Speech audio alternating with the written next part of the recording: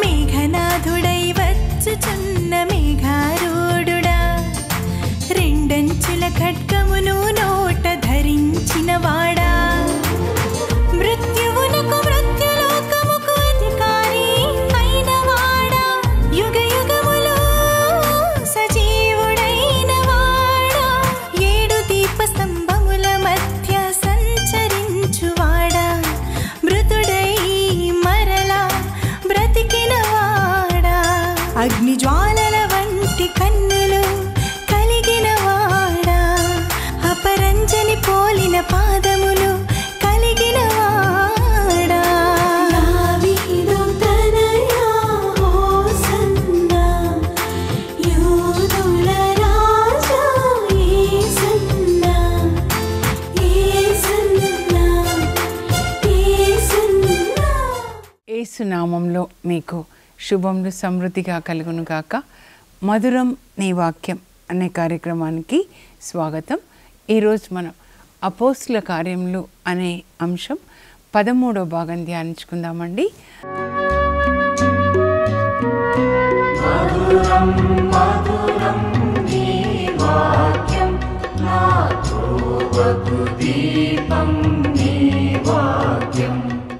ఈరోజు 16వ అధ్యాయము. నాకు చాలా ఇష్టమైన అధ్యాయం ఇది. ఎందుకంటే పౌలు ఫిలిప్పీలో సువార్త బోధించినప్పుడు ముందుగా రక్షించబడినటువంటి వ్యక్తి ఒక స్త్రీ అండి, లిడియా అన్నమాట. ఆమె ఒక బిజినెస్ మ్యాగ్నెట్, దైవభీతి కలిగినటువంటి స్త్రీ. ముందు ఆమె రక్షించబడుతుంది. ఈరోజు యూరప్ కాంటినెంట్, యూరప్ ఖండం అంతా రక్షించబడిందంటే ముందుగా రక్షించబడింది ఎవరు అనంటే లిడియా అనే ఒక స్త్రీ అన్నమాట. ఆమె మరి పౌలుకి ఎంత తోడుగా ఉంటుంది. పౌలు స్వార్థ సేవలో ఆమె ఒక కుడి భుజంలాగా ఉండి పౌలుకి తోడ్పడుతుంది. అందువల్ల పౌలు స్వార్థను బోధించగలుగుతాడు. దేవుని కృప ఉంటుంది. అలాగే మరి ఈమె కూడా నిలబడుతుంది అన్నమాట. తన ఇంటిని, తన డబ్బుని, ముందుగా తన హృదయాన్ని ప్రభుకు అర్పిస్తుందండి. పౌలు సువార్త బోధిస్తున్నప్పుడు పరిశుద్ధ ఆత్మదేవుడు ఆమె హృదయాన్ని తెరిచి ఆ వాక్యం అనే విత్తనాలు ఆమె హృదయం అనే పొలంలో నాటి అవి 30 అంతలు, 60 అంతలు, 100 అంతలు పెరగడానికి కృప ఇస్తారు. ఈరోజు దేవుడు మీకు ఆ కృపనిచ్చుదురుగాక. లిడియా సువార్త వింటున్నప్పుడు పరిశుద్ధ ఆత్మదేవుడు ఆమె హృదయాన్ని తెరిచి ఆ వాక్యం ఆమె హృదయంలో నాటబడి మరి ఆ విత్తనాలు 30 అంతలు, 60 అంతలు, 100 అంతలు ఎలా ఫలించాయో ఆమె ఈరోజు ఒక యూరప్ కాంటినెంట్ రక్షణలోకి రావడానికి దేవుని చేతిలో ఒక మంచి పాత్రగా వాడబడింది. మీ ఊరు, మీ పట్టణం, మీ దేశం రక్షణలోనికి రావడానికి దేవుడు మిమ్మల్ని, మీ కుటుంబాల్ని వాడుకొందురుగాక. మీరే ఆ లిడియాగా ఉందరుగాక. నేను ఉదయకాలం ఇది చదువుతున్నప్పుడు నాకు ఎంతో సంతోషం వేసింది అన్నమాట. ఒక స్త్రీ నిలబడింది. ఒక స్త్రీ ద్వారా యేసుప్రభు ఈ లోకంలో పుట్టారు. ఆయన పునరుత్థానమైనప్పుడు ఆ పునరుత్థాన సందేశం ఒక స్త్రీ ద్వారా అపోస్తులకి ప్రకటించబడింది. ఇక్కడ యూరప్ కాంటినెంట్లో ఒక స్త్రీ పౌలుకి ఎంతో తోడుగా నిలబడింది. మనం కూడా దైవ సేవకులకి తోడుగా నిలబడ్డప్పుడు వాళ్ళ సువార్త దీవెనలలో మీరు పాలు పంచుకుంటారు. యేసుప్రభు చెప్తారు మత్తయి సువార్త 10:42 నుంచి, ప్రవక్తను ప్రవక్తగా గుర్తించి స్వీకరించువాడు ప్రవక్త బహుమతిని పొందుతాడు. నా సేవకులకు, నా ప్రవక్తలకు గ్లాసుడు మంచినీళ్ళు ఇచ్చేవాడు పరలోకంలో తన బహుమతిని కోల్పోడు అని. సారీఫత్ విధవరాలు మరి ఏలియా ప్రవక్తకి భోజనం పెడుతుంది కరువు కాలంలో 3.5 సంవత్సరాలు. అందువల్ల దేశమంతా కరువు, కానీ ఆమె కుండలో ప్రతిరోజు పిండి పెరిగింది, పిడతలో నూనె పెరిగింది. సమృద్ధిగా ప్రవక్తకి పెట్టడం వల్ల ఆమె కుమారుడు భుజించారన్నమాట. అలాగే షూనేం వనిత ఎలీషా ప్రవక్తకి ఆతిథ్యం ఇవ్వడం వల్ల గొడ్రాలైన ఆమె గర్భాన్ని ప్రభు తెరుస్తారు, ఆమెకి కుమారుని ఇస్తారు. ఆ కుమారుడు మరణించినా కూడా మరలా ఎలీషా ప్రవక్త ద్వారా లేపుతారు. మన పిల్లలు మరణించడం అంటే ఆత్మలో మరణించడం అన్నమాట.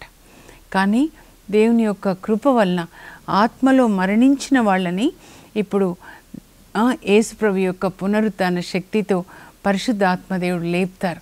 ఇదే అపోస్తల కార్యాలంటే యేసుప్రభు యొక్క పునరుత్థాన శక్తి మనలో పనిచేయడం.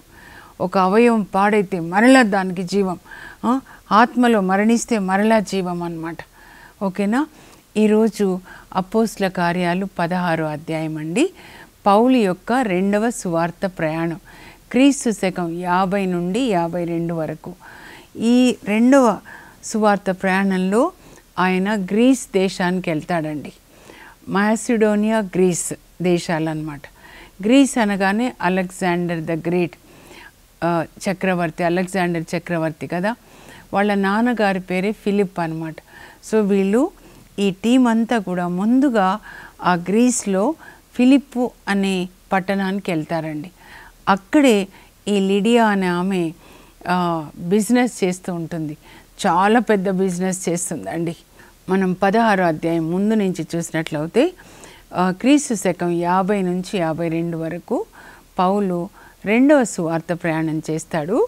ఇంకా ఈ రెండవ సువార్త ప్రయాణంలో మాసిడోనియా, గ్రీస్ ప్రాంతాలకి ఆయన వెళ్తాడు. కనుక అక్కడంతా కూడా గ్రీక్ భాషే మాట్లాడతారు. ఇది అలెగ్జాండర్ వాళ్ళ పట్టణాలు అన్నమాట, కాంటినెంట్ అని చెప్పుకోనండి. కనుక అంతా గ్రీక్ మాట్లాడేవాళ్ళు. వాళ్ళ దగ్గరికి పౌలు వెళ్తున్నాడు, పరిశుద్ధాత్మదేవుడు తీసుకెళ్తున్నారు. అయితే ఈ టీంలో ఎవరున్నారు? పౌలుతో పాటు లూకా ఉంటాడనమాట. యాంటియోకియా కూడా గ్రీకే కదండి. పౌలు బోధిస్తున్నప్పుడు చాలామంది రక్షణలోకి వస్తారు. అలా రక్షణ పొందిన వాళ్ళలో లూకా అనే ఒక డాక్టర్ అన్నమాట. ఆయనే లూకా సువార్త, అపోస్తల కార్యాలు కూడా రాస్తాడు. సో పౌలుకి ఎప్పుడు అనారోగ్యం కనుక ఈ లూకా ఆయనకి శిష్యుడై పౌలు ఆరోగ్యాన్ని గురించి జాగ్రత్త వహిస్తాడండి. చివరికి క్రీస్తు శకం 67లో పౌలుని గొడ్డలితో నరికినప్పుడు నీరో చక్రవర్తి పౌలుతో నిలబడింది చివరి వరకు ఉంది ఎవరంటే లూకా. అంత నమ్మకంగా ఉంటాడనమాట. అందువల్లనే ఈ సువార్త, లూకా సువార్త, అపోస్తల కార్యాలు రెండు కూడా రాసే కృపని దేవుడు ఆయనకి ఇస్తారు. మిగతా అవి రాసినవందరూ ఆది గ్రంథం నుంచి ప్రకటన గ్రంథం వరకు అబ్రహాం పిల్లలే. కానీ ఒక్క లూకానే గ్రీక్ దేశస్థుడు అనమాట. డాక్టర్, గ్రీక్ డాక్టర్ అంటే చాలా తెలివైన వాళ్ళు, కానీ అంత వినయంగానూ ఉంటాడనమాట. సో రెండవ సువార్త ప్రయాణంలో పౌలుతో పాటు లూకా, సిలాస్ ఉంటారండి. మనం చూసాం కదా 15వ అధ్యాయంలో ఇద్దరిని పంపిస్తారు, ప్రవక్తల్ని, పేతురు, యాకోబు. యెరూషలేం నుండి ఒక లేఖ రాసి పంపిస్తారు కదా యాంటియోకియాకి. ఆ లేఖను తీసుకొని వచ్చిన ఇద్దరిలో ఒకరు యూదాసు, ఇంకొకరు సిలాస్. ఇప్పుడు పౌలు ఆ సిలాసుని, యూదాన్ని తీసుకొని బయలుదేరుతాడు. యాంటియోకియా నుంచి బయలుదేరుతూ దారి మధ్యలో లిస్త్రా వస్తుంది అనమాట, తిమోతి వాళ్ళూరు. తిమోతిని తీసుకొని వెళ్తాడు. ఎందుకంటే వాళ్ళ అమ్మమ్మ అందరు చెప్తారు, మా బాబుని తీసుకొని వెళ్ళండి సేవకి అని అంటే తప్పకుండా తీసుకెళ్తా అంటాడు. అందువల్ల ఇప్పుడు లిస్త్రాకి వెళ్ళి అక్కడ తిమోతిని పికప్ చేసుకొని దాదాపు 17 సంవత్సరాల అబ్బాయి, 18 సంవత్సరాల అబ్బాయి అనమాట తీసుకొని నలుగురు టీం అనమాట గ్రీస్ దేశానికి వెళ్తారండి. అక్కడ ఎలా సువార్త బోధించారు? ముందుగా ఫిలిప్పీలో బోధిస్తారండి. ఆ తర్వాత వాళ్ళు తెస్సలోనికాకి వెళ్తారు, అక్కడి నుంచి బెరయాకి వెళ్తారు, ఇంకా అక్కడి నుంచి ఏథెన్స్కి వెళ్తారు, అక్కడి నుంచి కొరింథీకి వెళ్తారు.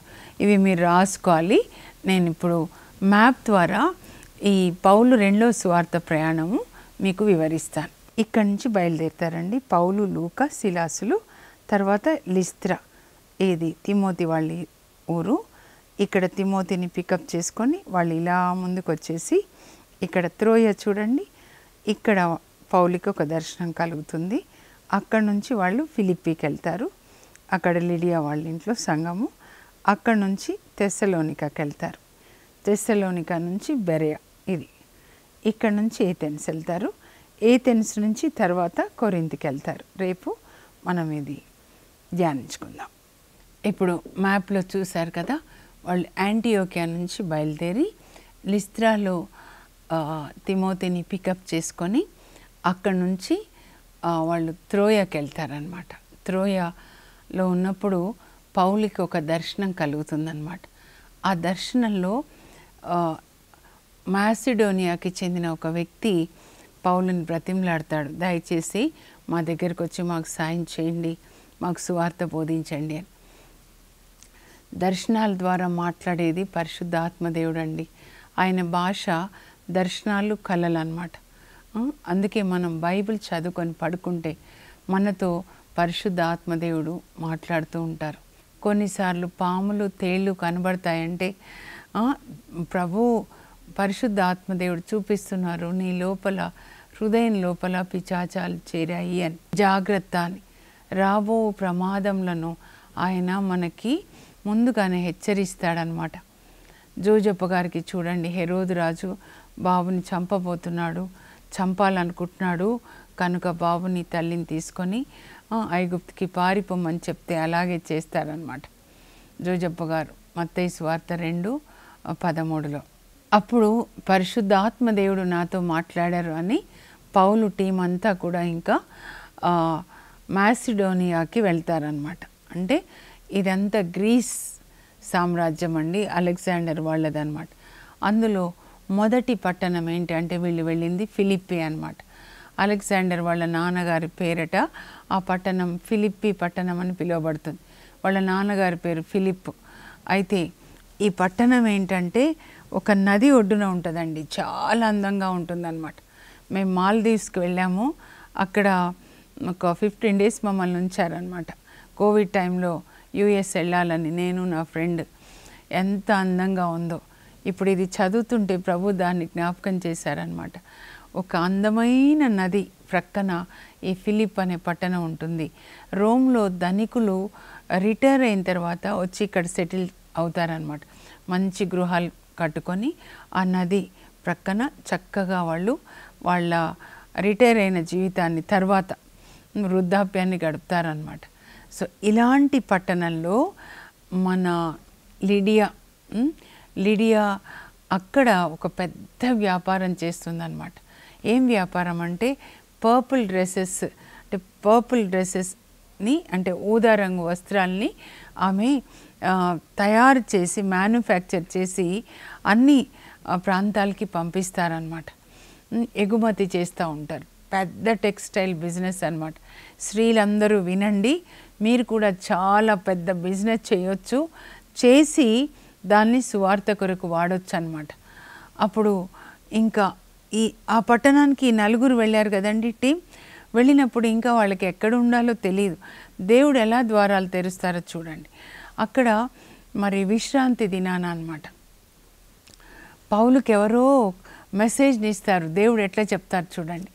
ఈ నదీ తీరాన మార్నింగ్ వాక్కి లేడీస్ వస్తారనమాట. జెంట్స్ కూడా వస్తుండొచ్చు, లేడీసు. అయితే వీళ్ళందరూ కూడా వాకింగ్ అయిపోయిన తర్వాత ఒక చోట చేరి వాళ్ళు ప్రార్థన చేసుకుంటారంట. దైవభీతి కలిగిన వాళ్ళు. అందులో లీడింగ్ లేడీ ఎవరంటే నాయకురాలు మగ్దలేన మరియా. అక్కడ ఎట్లా నాయకురాలు చూడండి, సమాధి దగ్గరికి వెళ్ళే స్త్రీలలో. ఇక్కడ నాయకురాలు ఎవరంటే మన లిడియా అన్నమాట. పౌలుకి ఆ విషయం తెలిసి ఆయన అక్కడికి వెళ్తాడనమాట. అంటే టీం అంతా వెళ్తారు. దేవుడు ఆయన నడిపిస్తారండి, పరిశుద్ధాత్మ దేవుడు. మెల్లగా వాళ్ళతో మాట్లాడుతూ ఉంటాడనమాట. జస్ట్ పరిచయం చేసుకొని మాట్లాడతాడు. వాళ్ళు ప్రార్థనకి కూడుకున్నప్పుడు వాళ్ళ ప్రార్థన అయిపోయిన తర్వాత మాట్లాడతాడు. అలా మాట్లాడుతూ చూడండి యేసు ప్రభుని గురించి ఆయన బోధిస్తాడనమాట. ఇలా మేము ఇలా వచ్చాము ఇలా అని చెప్తూ ఉన్నప్పుడు యేసు ప్రభుని గురించి చెప్తుంటే పరిశుద్ధాత్మ దేవుడు లిడియా హృదయాన్ని తెరుస్తాడండి. వినేవాళ్ళ లోపల ఆత్మలో, హృదయంలో పరిశుద్ధాత్మదేవుడు పని చేయాలి. ఆమె హృదయాన్ని తెరుస్తారు. అప్పుడు పౌలు చెప్పే వాక్యం విత్తనాలు ఆమె హృదయంలో నాటబడతాయి. అప్పుడు ఆమె చాలా జాగ్రత్తగా వింటుందన్నమాట. యేసు ప్రభువుని గురించిన సువార్త జాగ్రత్తగా వింటుంది. భూమి ఆకాశాలని దేవుడే సృజించారు, మానవుణ్ణి దేవుడే సృజించారు. మానవుడు పడిపోయినప్పుడు దేవుడు తన కుమారుణ్ణి పంపించారు. ఆ యేసుక్రీస్తు శిలువ మరణం ద్వారా మనకి పాప క్షమాపణ అని చెప్తూ ఉంటే ఆమెకు ఎంత విశ్వాసం కలుగుతుందన్నమాట. విశ్వాసం కలిగి ఆమె వాళ్ళతో మాట్లాడుతుంది. మీరు ఎక్కడి నుంచి వచ్చారంటే సిరియాలోని యాంటియోకియా, అంత దూరం, అంత దూరం నుంచి మీరు ఇక్కడ వచ్చారా, ఫిలిప్పీకి వచ్చారా, ఎక్కడ ఉంటున్నారంటే ఇంకా ఎక్కడ ఉండట్లేదు, చెట్టు కింద ఉంటున్నామని చెప్పుంటారు. నేను యేసు ప్రభునందు విశ్వాసం ని కలిగి ఉన్నాను, నేను ప్రభుని విశ్వసిస్తున్నానని మీరు నమ్మితే దయచేసి మా ఇంటికి వచ్చి మా ఇంట్లో ఉండండి, మా ఆతిథ్యాన్ని స్వీకరించండి అని చాలా బ్రతిమలాడుతుంది. రండి అని. అప్పుడు ఈ నలుగురు టీం కూడా వెళ్తారనమాట. అందుకే మీరు ఇక్కడ చదివితే మేము అని ఉంటుందన్నమాట. మేము ఫిలిప్పీకి వెళ్ళాం. మేము అని అంటే ఎవరంటే రైటర్ లూకా చెప్తున్నాడు అనమాట. సో లూకా, పౌలు, సిలాసు, తిమోతి చిన్నవాడు, ఈ నలుగురు కూడా వాళ్ళ ఇంటికి వెళ్తారు. లిడియా వాళ్ళ ఇంటికి వెళ్తే అక్కడ కూడా సువార్త బోధిస్తాడు కదా, కుటుంబం రక్షించబడుతుంది. వీళ్ళకి మంచి ఆతిథ్యం అనమాట. ఇంకా ఆమె దగ్గరికి పెద్ద పెద్ద వాళ్ళు వస్తారు కదండి, ఆ టెక్స్టైల్స్ అంటే యూదా రంగు వస్త్రాలు కొనడానికి. వేసుకునేది కూడా రాజ కుటుంబానికి చెందిన వాళ్ళు, అంటే రాయల్ పీపుల్, చాలా ధనికులు అనమాట వాళ్ళు వేసుకునే వస్త్రాలు. కనుక అనేక దేశాల నుంచి వస్తారు. వాళ్ళకి పౌలు సువార్త బోధిస్తాడు. అప్పుడు ఈ సువార్త వాళ్ళు తీసుకెళ్లే బట్టలతో పాటు వాళ్ళ దేశానికి వెళ్తుంది.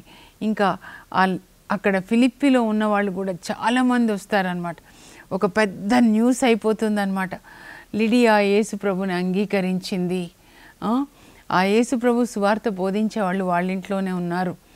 ఇంకా అందరినీ పిలిచి ఆమె వాళ్ళకి వాక్యం ప్రకటించేలాగా చేసి పౌలు సువార్త బోధిస్తుంటే మరి ఆ విన్న తర్వాత వాళ్ళకి భోజనాలు పెడుతూ ఉండొచ్చు అనమాట.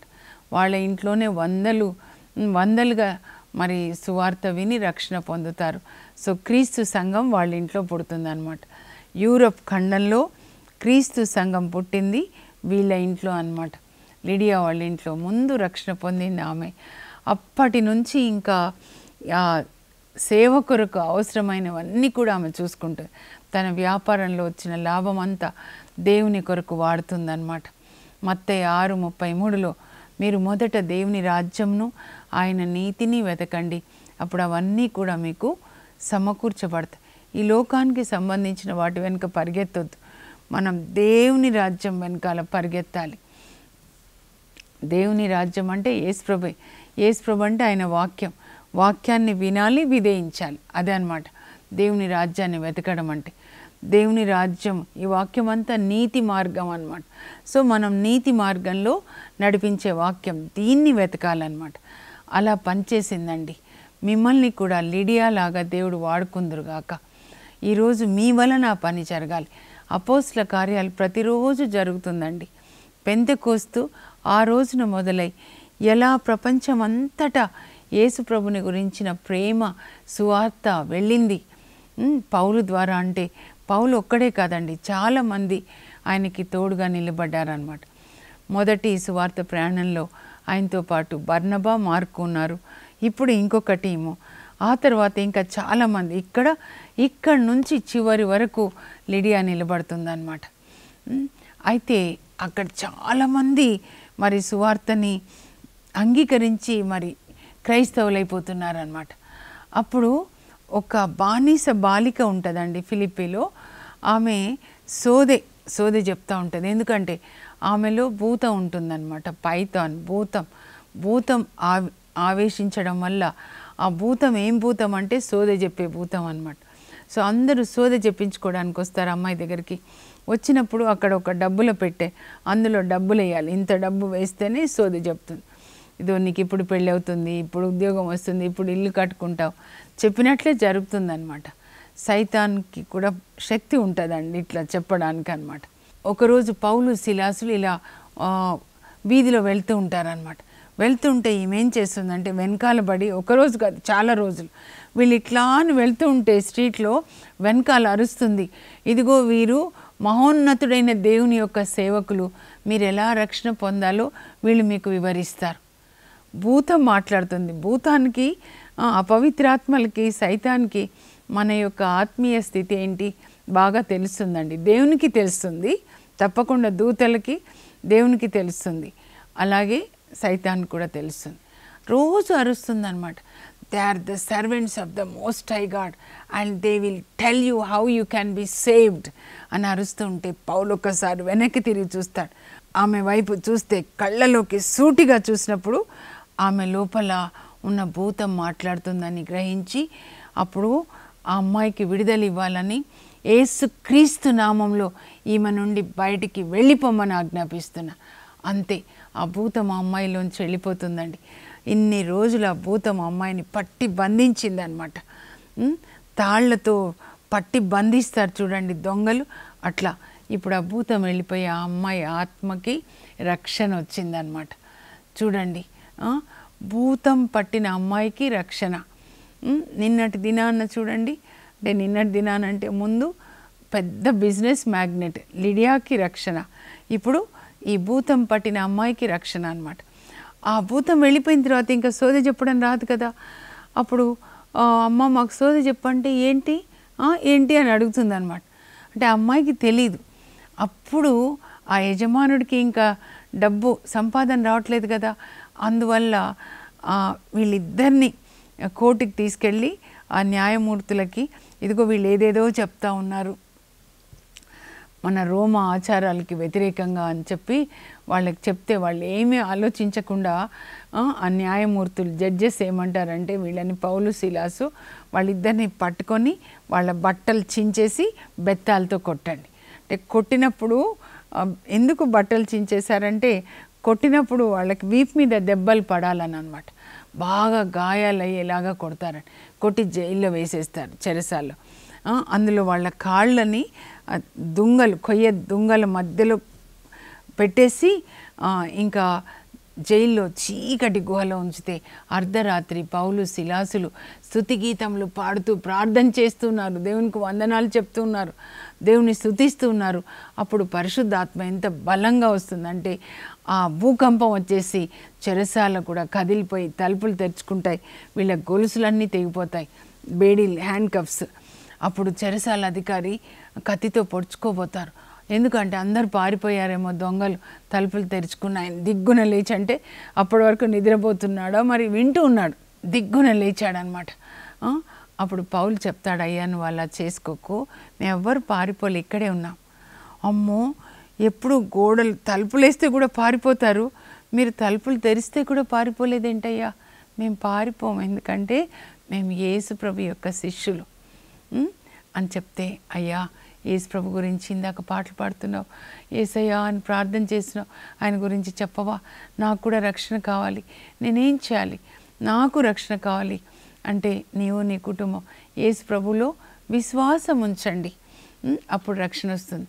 విశ్వాసం అంటే ఏంటయ్యా అంటే చెప్తాడు, ఇదిగో యేసు ప్రభు దేవుని కుమారుడు, ఆయన శిలువ మరణం ద్వారా నాకు పాప క్షమాపణ, అప్పుడు నేను కూడా పరలోకానికి వెళ్తాను, ఆయనని మీరు నమ్మాలి, ఆయన నీతిమంతుడు. నమ్మడం అంటే ఆయన బోధించినట్లుగా జీవించాలి, అన్నీ చేస్తామని చెప్పి అప్పుడు వాళ్ళని ఆ చెరసాలలోంచి చీకటి గుహలోంచి వాళ్ళ ఇంటికి తీసుకెళ్ళి అందరూ భార్య పిల్లలు, అదే కాంపౌండ్లో ఉంటుంది కదా జైలున్న కాంపౌండ్లోనే ఆయన క్వార్టర్స్, వినండి వినండి అని చెప్పి ఇంకా భార్య పిల్లలు విన్న తర్వాత భోజనాలు పెడతారనమాట. వాళ్ళకి ముందు బాప్తిస్మం తీసుకుంటారు, తర్వాత వాళ్ళ గాయాలకి కూడా కట్లు కడతారనమాట. గాయాలకి కట్టు కట్టి వాళ్ళు రక్షణలోకి వచ్చేస్తారు. ఇలా చూడండి ఎంతమంది రక్షణలోకి వచ్చారు. జైలు అధికారి బాప్టిజం తీసుకొని రక్షణలోకి వచ్చాడంటే ఇంకా ప్రిజన్ మినిస్ట్రీ అనమాట. దేవుడు చెప్తున్నారు, అధికారి ఇప్పటి వరకు కొడుతూ ఉండొచ్చు వాళ్ళని, ఇప్పటి నుంచి ప్రేమగా వాళ్ళకి సువార్త బోధిస్తాడు. అర్ధరాత్రిలో పౌలు సిలాసులు ప్రార్థించారు, స్తుతి చేశారు, ఇప్పటి నుంచి ఈయన ఆ సేవ కొనసాగిస్తాడనమాట. అక్కడ లిడియా కొనసాగిస్తుంది, ఇక్కడ ఈయన కొనసాగిస్తున్నాడు.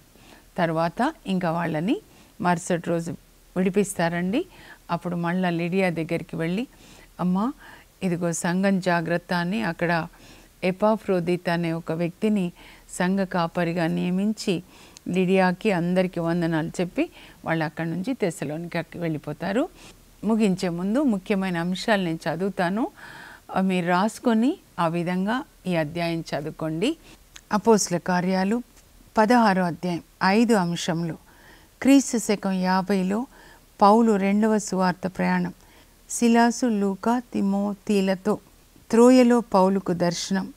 ఫిలిప్పీలో లిడియా అను ఒక వ్యాపారస్తురాలు రక్షణ పొందుట. ఫిలిప్పీ చెరసాలలో పౌలు, సిలాసులు, చెరసాల అధికారి రక్షణ పొందుట. ఇప్పుడు ప్రార్థన చేసుకుందాం. పరలోకపు మా తండ్రి, మీ పరిశుద్ధ నామం నాకు స్తోత్రం కలుగునుగాక. మీరు పౌలుని ఎలా ప్రపంచమంతటా తీసుకెళ్ళి సువార్తని బోధింపజేస్తున్నారు ప్రభా, అలాంటి కృప మాకు కూడా దయచేయండి నాయనా.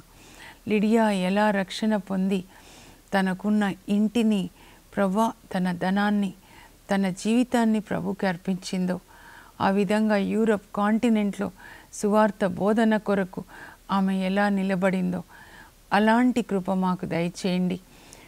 మా జీవితాలు, మా ఇల్లు, మా ఆస్తి మీరిచ్చినవే ప్రభా, కనుక వాటిని మీ కొరకు వాడడానికి కృప దయచేయండి. యేసు నామంలో అడుగుచున్నాం తండ్రి, ఆమేన్. పౌలు, సిలాసులతో పాటు లిడియా మీకు ఒక ఇన్స్పిరేషన్గా ఉండును గాక. God bless you. Have a blessed day. For information, please contact us. Our address, Mrs. Jacinta Rani, 214 Pavani Estates, near St. Anthony's High School, Himayat Nagar, Street number 8, Hyderabad 29. మంచు జల్లు, ఇది మహిమ జల్లు, మంచు జల్లు, పరలోక జల్లు, మంచు జల్లు, ఇది ఆత్మ జల్లు, మంచు జల్లు.